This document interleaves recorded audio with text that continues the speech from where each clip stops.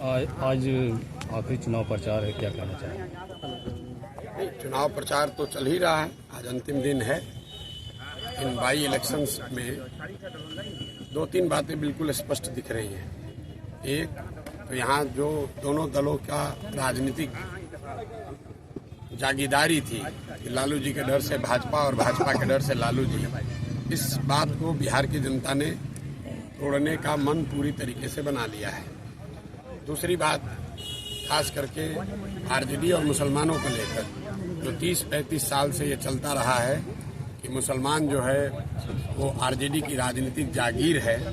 पहली बार 30 साल में इन चारों विधानसभा में, सिर्फ बेलागंज में नहीं, चारों विधानसभा में मुसलमानों ने बिल्कुल स्पष्ट कर दिया है कि वो किसी की राजनीतिक जागीर नहीं है और वो लालटेन में किरासन तेल बनकर जलते रहने के लिए तैयार नहीं है।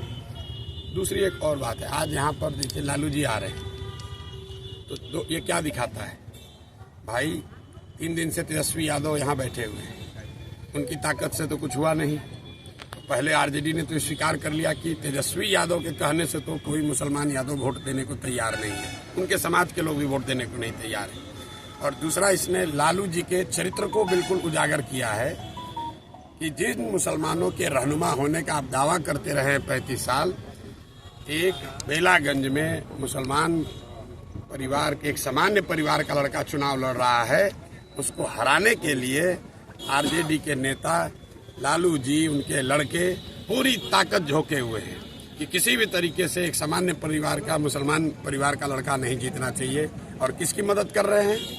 एक बाहुबली के लड़के की मदद कर रहे हैं।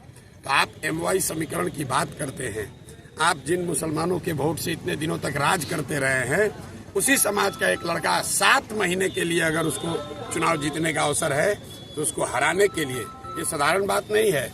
लालू जी लोकसभा के चुनाव में अपने बेटी के प्रचार में गए थे, उसके बाद वो बाहर नहीं निकले हैं और यहाँ पर आ रहे हैं। क्यों आ रहे हैं? कि कोई अमजद चुनाव न जीत जाए, कोई मुसलमान कहीं उसको वोट न दे दे, भले उसका एक बाहुबली का लड़का जीत जाए।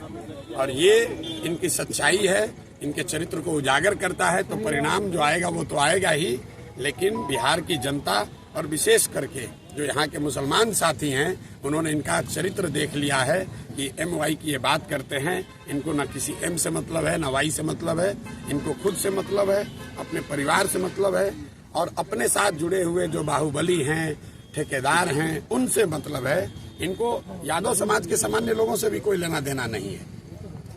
लालू जी भाई, यहाँ पर दूसरे जो प्रत्याशी NDA से लड़ रही हैं वो भी तो यादव समाज की हैं, लेकिन लालू जी को है भैया कुछ भी हो जाए, मेरा परिवार ही जीतेगा या मेरे से जो जुड़ा हुआ ठेकेदार है, बाहुबली है, वो जीतेगा।